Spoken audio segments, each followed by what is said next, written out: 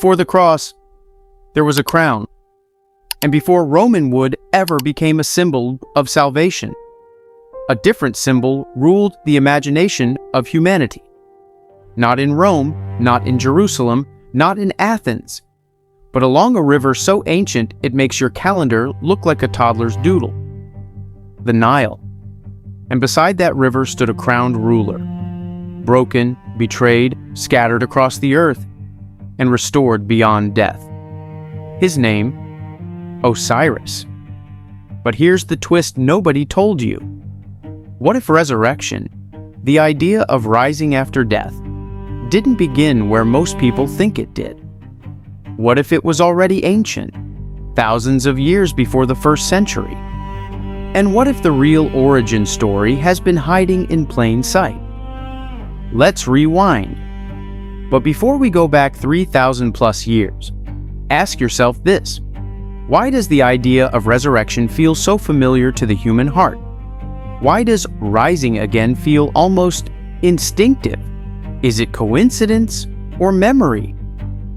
Long before Christianity emerged, long before church bells rang, there was a civilization called Ancient Egypt, known to its people as Kemet.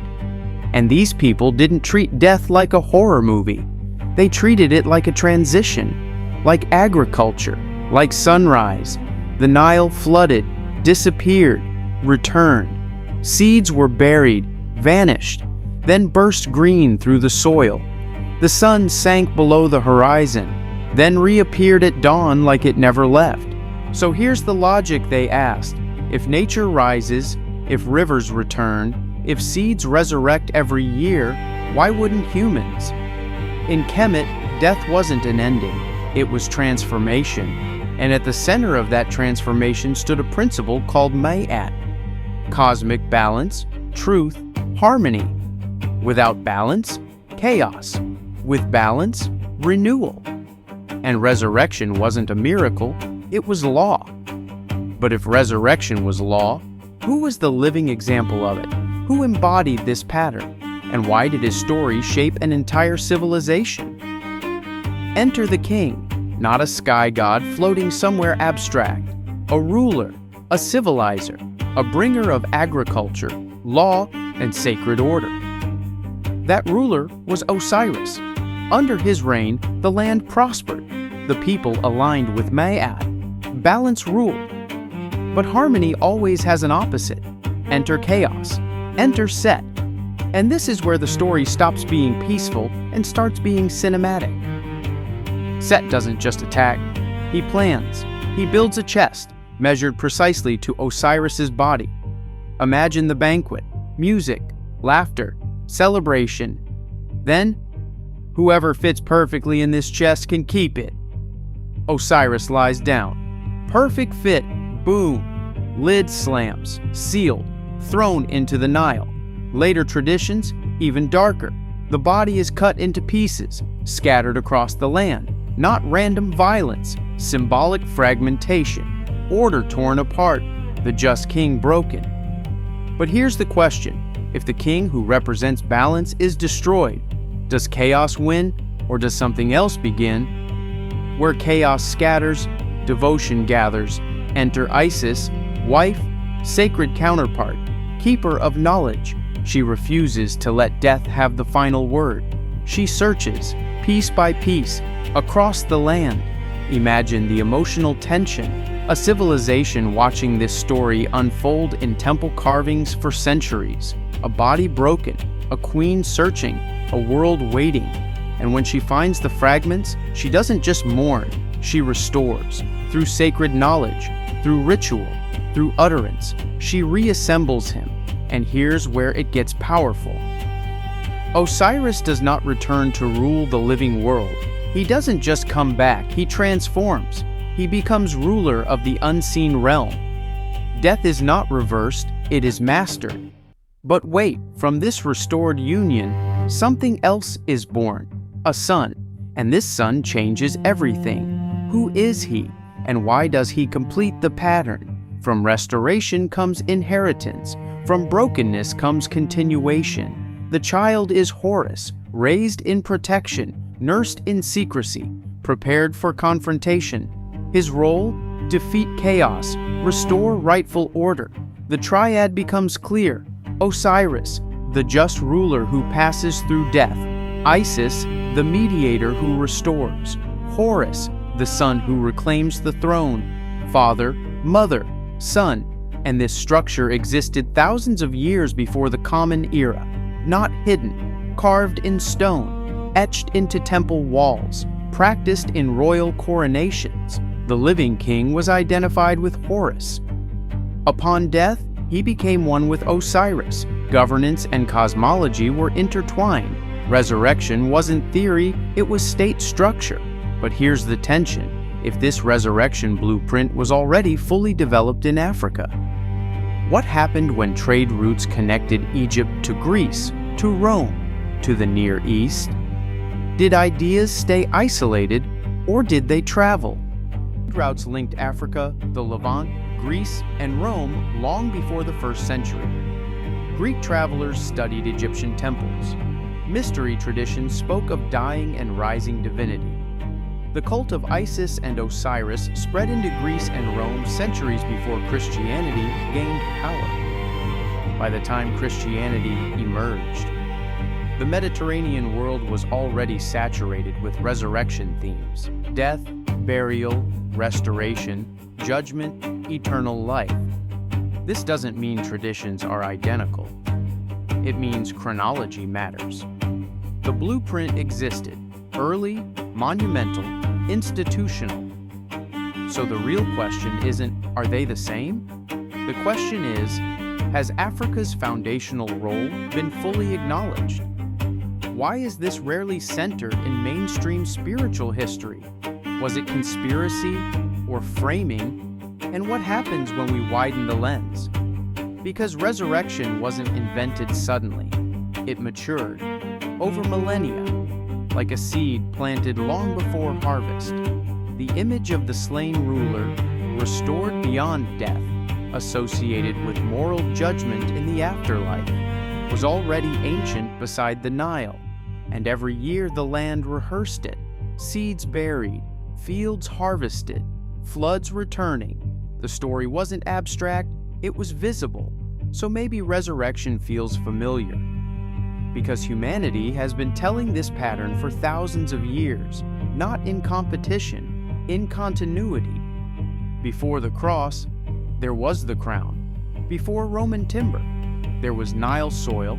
Before later scriptures, there were temple walls carved with the story of betrayal, fragmentation, devotion, restoration, triumph beyond death. And now the real question: if resurrection is older than we were taught, what else about spiritual history is waiting to be re-examined? And are we ready to look at it without fear? All right, let's go deeper. Because resurrection in Kemet wasn't just about a king coming back, it was about accountability. Imagine this: you die, you enter the unseen realm, the Duat, and waiting for you isn't chaos, it's a courtroom. On the throne sits Osiris, no longer a fallen ruler, but sovereign of eternity. Beside him, divine assessors, and at the center of the scene, a scale. On one side, your heart, on the other, the feather of Ma'at, truth, balance, justice. If your heart is heavier than truth, it's devoured. If it balances, you live again. Let that sink in. This wasn't metaphor to them, it was structure. Ethics were not postponed to philosophy debates, they were woven into eternity. And here's the powerful part: the deceased hoped to identify with Osiris, to become true of voice, to rise justified. In other words, his resurrection became their template. He passed through death, so could they. But pause. Does this sound random? Or does it sound like a fully engineered theology of moral resurrection? And if this blueprint existed for over 1,000 years, what happens when it meets a rapidly changing Mediterranean world? Now imagine the Mediterranean like the internet of the ancient world. Ideas traveling faster than ships, merchants carrying spices, and stories, scholars traveling for wisdom, philosophers visiting temples, the city of Alexandria, a knowledge powerhouse. Greek thinkers admired Egyptian antiquity. Roman elites participated in Egyptian rites. The cult of Isis spread across Greece and Rome. By the time Christianity emerged in the 1st century, the atmosphere was already saturated with themes of divine sonship, death with cosmic meaning, moral judgment after death, transformation beyond the grave. This is not about copying, it's about context. When new movements arise, they speak languages people already understand. They use symbols already resonating. They enter ecosystems already prepared. So here's the tension. If resurrection wasn't a brand new concept, if dying and rising divinity was already familiar, then what makes each tradition distinct? And why does the Nile Valley rarely get center stage in global discussions? Here's where things get uncomfortable. In the 19th and early 20th centuries, modern academic disciplines formed in Europe. Egyptology became a field, but framing matters. Who tells the story shapes the spotlight. Ancient Egypt was often treated as exotic, mysterious, primitive precursor instead of foundational architect. Its theology was analyzed, its monuments were admired, but its influence often minimized, not through dramatic conspiracy, through narrative centering. Western traditions became the main storyline. Earlier, African frameworks became background, footnotes, but chronology doesn't disappear just because attention shifts. Osiris predates the 1st century by millennia. The triad of Osiris, Isis, and Horus existed thousands of years before later theological systems formed. Temple walls bore witness long before later scriptures were compiled. So the question isn't, did later traditions copy Egypt? The real question is, why does the global narrative often begin later than it should? Why do we start the timeline in the middle of the movie? And what changes when we move the starting point back to the Nile? Because when we do, resurrection stops being a sudden event in history. It becomes a long, evolving human meditation on transformation. And maybe, just maybe, the story of rising from fragmentation has always belonged to humanity. But its earliest monumental expression stands in Africa. So here's the final cliffhanger before we go deeper. If resurrection theology matured over millennia beside the Nile, what other spiritual ideas might trace roots further back than we assume? And are we brave enough to follow the timeline wherever it leads? Let's zoom out. Not emotionally, structurally. Because what we're looking at isn't just a myth, it's architecture. The temples at Abydos, dedicated to Osiris, the rituals at Philae, centered around Isis, coronation ceremonies linked to Horus. This wasn't folklore told around a campfire. This was state-sponsored cosmology. Kings ruled as Horus in life. Upon death, they became Osiris. Queens embodied the protective and generative wisdom of Isis. Think about that. Governance mirrored resurrection. Politics mirrored theology. The death of a king wasn't chaos, as long as Ma'at remained intact, because resurrection was built into the system. Now here's the blueprint laid out clearly. A just ruler brings order. Chaos rises and destroys him. The body is broken, not erased. Sacred devotion restores him. He becomes sovereign beyond death. A son restores order in the living world. Followers identify with the resurrected figure to secure their own continuity. That's not vague symbolism. That's a repeatable theological structure. And here's the crazy part.